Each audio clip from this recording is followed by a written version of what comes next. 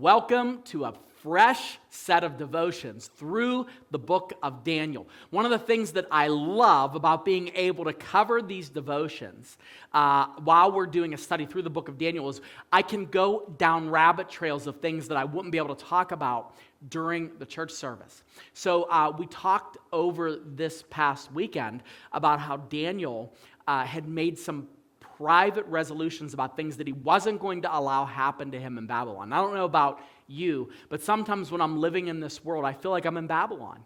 I feel like I'm in a godless place. I feel like it's not friendly to how I believe as a Christian. And the truth is, that's exactly the way that Jesus basically told us it was going to be.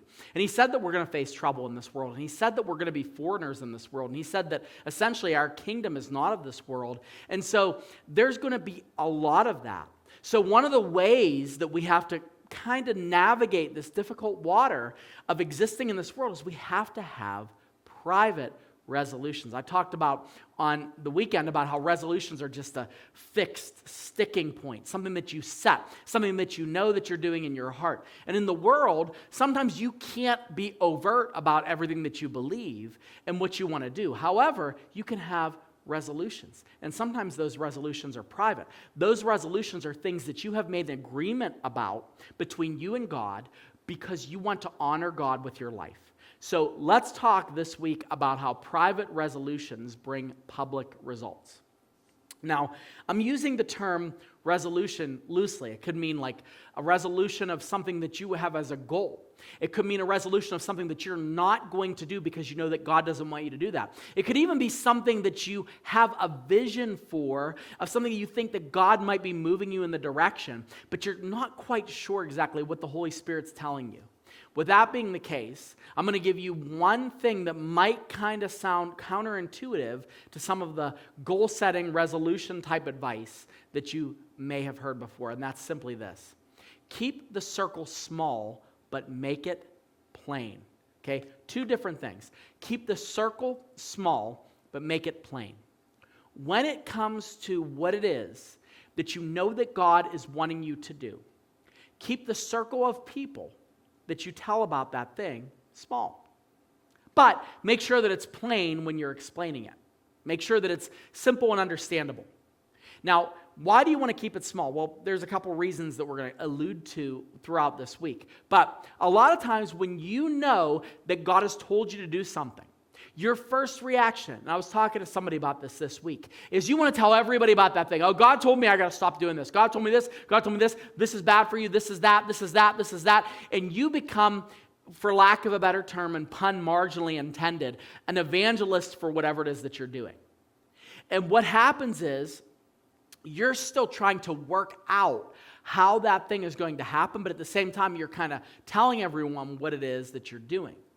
When in reality, in my opinion, when you have a resolution, when you have something that God has convicted you of that's very, very deep, and maybe it's something that might offend other people that don't share in those convictions, keep the circle tight and small. A handful of people, and keep it plain what it is that you're doing. It's better if I just show you what Daniel did. Now, if you remember, Daniel was taken into captivity.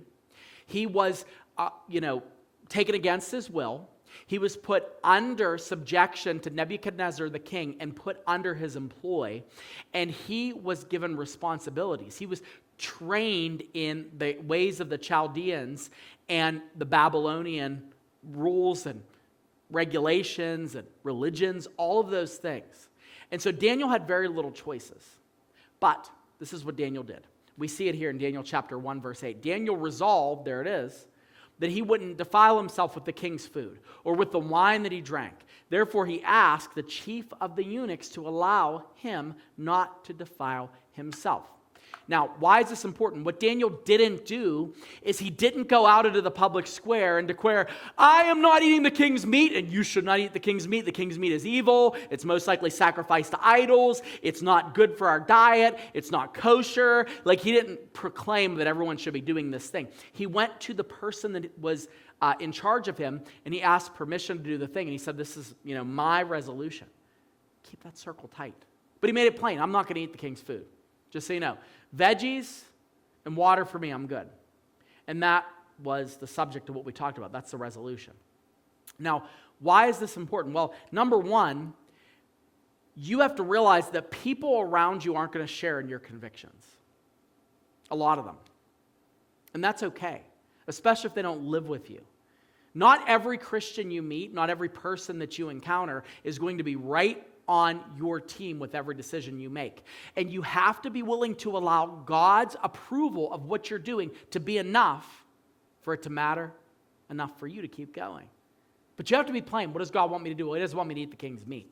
So in Habakkuk, God tells him, the Lord answered Habakkuk, and He says, write the vision, make it plain on tablets so he may run who reads it. He was telling Habakkuk to make sure that you understand what your vision is. Completely separate from Daniel, but kind of in the same vein. Daniel knew that God wanted him to abstain from this thing. Daniel already looked like a Babylonian. He had a different name. He already looked and acted and was trained in the education.